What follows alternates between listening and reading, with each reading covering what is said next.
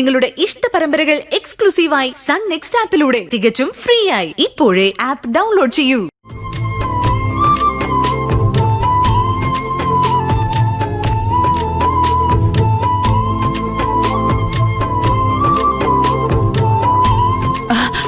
എന്താ ഇത്?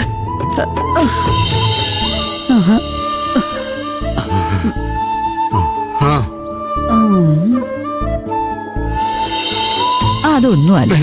പിന്നെ എന്തിനാ വെറുതെ എങ്ങനെ മുഖം വെറുപ്പിച്ചിരിക്കുന്നത്? അതല്ലല്ലോ സത്യം.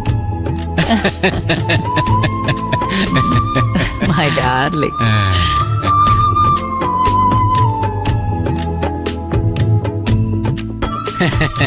കൊച്ചു കള്ളി, നീ വഴിക്ക് വന്നല്ലേ മോനെ? രണ്ടുപേരും ഇങ്ങോട്ട് വാ, ഇങ്ങോട്ട് വാ, വാ മോനെ.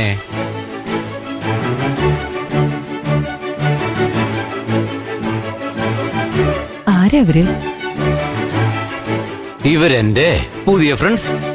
ഇതാണ് എന്റെ ഡാർലിംഗ് വേണി, എന്റെ ഭാര്യ. കേട്ടോ, വല്ല വിധേനയും കണ്ടുപിടിച്ചു. നമസ്കാരം. നമസ്കാരം. എന്തിനാ ആന്റി ഇങ്ങനെ പിണങ്ങുന്ന? പാവം സാറ് ഒരുപാട് പേടിച്ചു. ഇവര് ചെയ്ത പണിക്ക് വേറെ എന്നാ ചെയ്യാനാ? സാർ എന്ത് തെറ്റാ ആന്റി ചെയ്തത്? ഇദ്ദേഹത്തിന് ഇപ്പൊ എത്ര വയസ്സുണ്ടാവും? ഈ പ്രായത്തില് ഇത്രയും വിസ്കി കുടിക്കാന്ന് വെച്ചാ പോരാത്തേന് സിഗരറ്റ് വലി. ചെറുപ്പാന്ന വിചാരം. എനിക്ക് അത്രയ്ക്ക് വയസ്സൊന്നും ആയിട്ടില്ല. I am only 60. വയസ്സ് 60 എന്നാ ഷുഗർ 260. അത് ഓർക്കുന്നുണ്ടോ? അതൊക്കെ അങ്ങനെ കൂടി കഴുതേ. കേട്ടല്ലോ, ഇങ്ങനെ ശ്രദ്ധയില്ലാണ്ടായ ഞാൻ പിന്നെ എന്താ ചെയ്യാ? ഇങ്ങരുടെ ആരോഗ്യം ഞാൻ തന്നെ നോക്കണ്ടേ? ശരി, സമ്മതിച്ചേക്കാം. ഇനി മുതൽ 4 പെക്കുന്നുള്ളത് 2 ആക്കി മാറ്റി. അത് നടക്കില്ല. ശരി, 1, അരയോ, കാല്, ഒരു 2 തുള്ളിയെങ്കിലും. മക്കളെ, നിങ്ങൾ നോക്കിക്കൊണ്ടിരിക്കുവാണോ? ഒന്ന് റെക്കമെൻഡ് ചെയ്യാൻ പാടില്ലേ?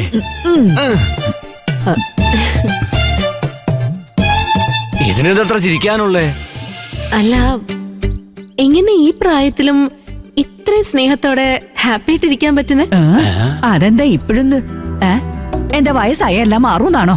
വയസ്സൊക്കെ ഒരു നമ്പർ മാത്ര. ഞങ്ങളുടെ മനസ്സ് ഇപ്പോഴും നല്ല ചെറുപ്പാ. അല്ല മക്കളെ, നിങ്ങൾ രണ്ടുപേരും തമ്മില് എന്തേലും പ്രശ്നമുണ്ടോ? ഉണ്ട്. അതുകൊണ്ടാണ് ഞങ്ങളുടെ ചെറിയ സന്തോഷം വരെ നിങ്ങൾക്ക് ഒത്തിരി വലുതായിട്ടൊക്കെ തോന്നും.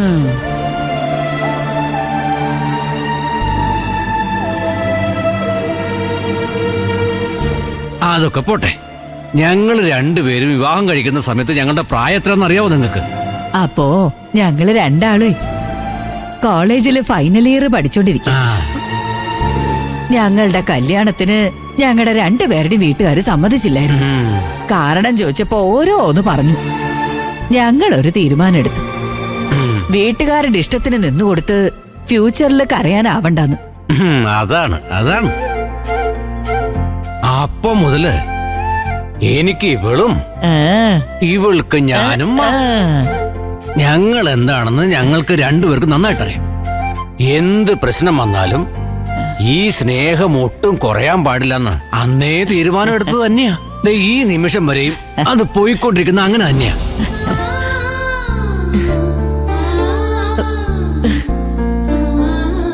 എടാ മോനെ, നിങ്ങളുടെ 2 പേരുടെയും കല്യാണം കഴിഞ്ഞാണോ? ഇല്ല സർ. ഇല്ലേ? ഞാൻ പറഞ്ഞതാ കല്യാണം കഴിക്കാന്ന്. ഇവൻ പക്ഷെ സമ്മതിക്കുന്നില്ല. എന്താ മോനെ, കല്യാണം കഴിക്കാൻ നിനക്കെന്താ പേടിയാ? അല്ല ആന്റി, ഞാൻ കാരണം ഇവൾക്ക് എന്തെങ്കിലും സംഭവിക്കുന്നുള്ള പേടിയാ. അപ്പോ നീ ഇല്ലാതെ ഇവൾക്ക് എന്തെങ്കിലും സംഭവിച്ച ഒരു കുഴപ്പമില്ലെന്നാണോ? മോനെ, എന്തെങ്കിലുമൊക്കെ സംഭവിക്കുമെന്ന് പേടിക്കുന്നതല്ലടാ ലവ്. എന്തു വന്നാലും നോക്കിക്കോളാന്നുള്ള ധൈര്യമാടാ ലവ്. അങ്ങനെയാണ് ഞങ്ങളുടെ ജീവിതം ആരംഭിച്ചത്. അതല്ലേ വേണ്ടത്. എന്നിട്ട് എന്നാ കുറവ്? എല്ലാ കാര്യവും മറന്നിട്ട് ജീവിക്കാന്ന് നീ വിചാരിക്കും. എന്നാ ഓർമ്മകള് നിഴല് പോലെ നിങ്ങളുടെ പുറകെ വന്നുകൊണ്ടിരിക്കും. ഇന്ന് കാണുന്ന സൗന്ദര്യമൊക്കെ നാളെ ദുഃഖിക്കാനിടയാക്കും. അതൊരു നരകവേദനയാണ് മോനെ. എന്താ മോനെ, നിനക്ക് ഈ പെൺകുട്ടിയെ ഇഷ്ടല്ലേ? നിന്റെ ജീവിതത്തിൽ ഇവള് വേണമെന്ന് ആഗ്രഹിക്കുന്നില്ലേ? ഉണ്ട്. പിന്നെന്താ, നിന്റെ വീട്ടുകാരോട് പറയ്. അവര് സമ്മതല്ലാന്ന് പറഞ്ഞാ അപ്പ തന്നെ പോയി കല്യാണം കഴിക്കും. എന്താ ആലോചിക്കുന്നേ? നമ്മുടെ ജീവിതം എങ്ങനെ ജീവിക്കണമെന്ന് നമ്മള് തീരുമാനിച്ചില്ലേ? നമ്മുടെ ജീവിതേ വേറെ ആരുടെയോ ഇഷ്ടത്തിന് ജീവിക്കേണ്ടി വരും. അത് വേണോ? അത് വേണോ വേണ്ടോന്ന് നിങ്ങളാ തീരുമാനിക്കണം. നിങ്ങൾ ഇരുന്ന് സംസാരിച്ച് ധൈര്യമായിട്ട് ഒരു സൊല്യൂഷൻ കണ്ടെത്തും. ജീവിതം താനെ അടുത്ത ഘട്ടത്തിലേക്കൊന്നും പോവില്ല. നമ്മളാണ് അത് നയിക്കേണ്ടത്. ഇത് നിങ്ങൾ രണ്ടുപേർക്കും മനസ്സിലായോ?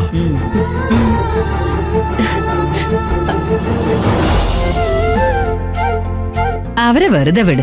അവര് കൊച്ചു കുട്ടികളല്ലേ. നിങ്ങളുടെ കഥ കേട്ട് ബോറടിക്കല്ല, അവര് പേടിച്ചു പോവും.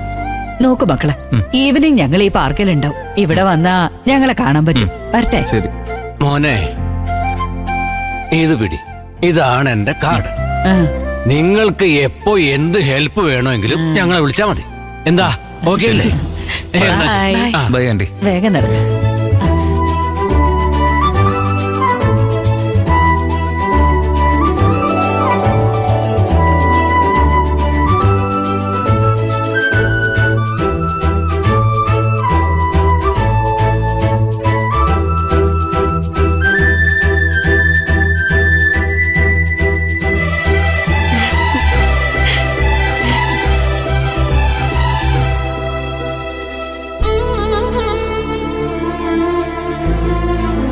നന്ദ, കൂടുതലൊന്നും ആലോചിക്കണ്ട.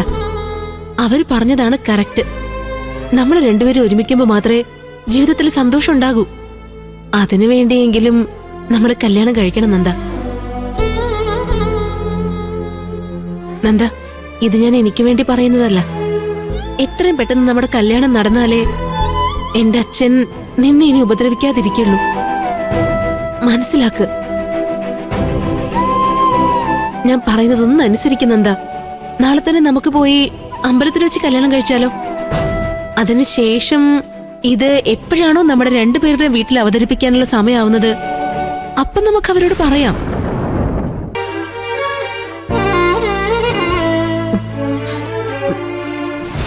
പ്ലീസ് നന്ദ. ശരി, കല്യാണം കഴിക്കാം. സത്യാണോ നീ പറയുന്നേ?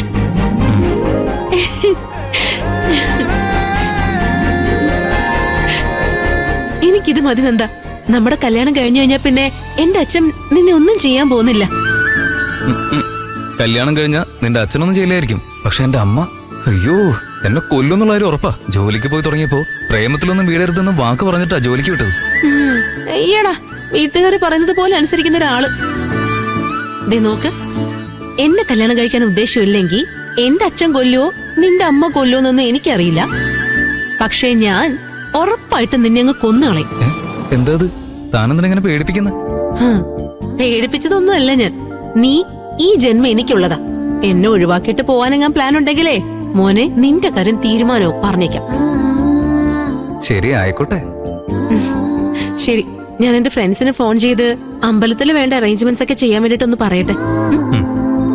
പിന്നെ അതിന്റെ ഇടയിൽ മറക്കാതെ ഈ ആന്റിയും അങ്കിളിനെയും കൂടി വിളിക്കണ്ടേ? ഓക്കെ അല്ലേ? ഓക്കെ.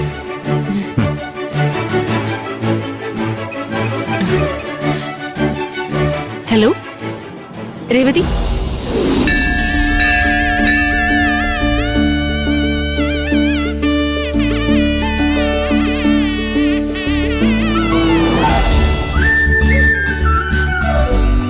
അതെ, അനാമികയെ വിളിച്ചായിരുന്നോ?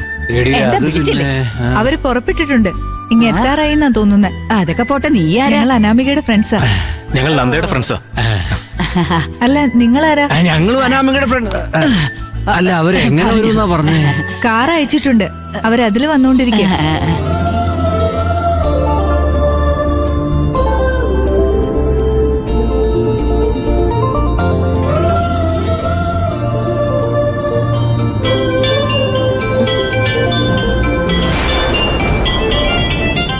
ആരാ? അച്ഛൻ. എടുത്ത് സംസാരിക്കും. സംസാരിക്കേ.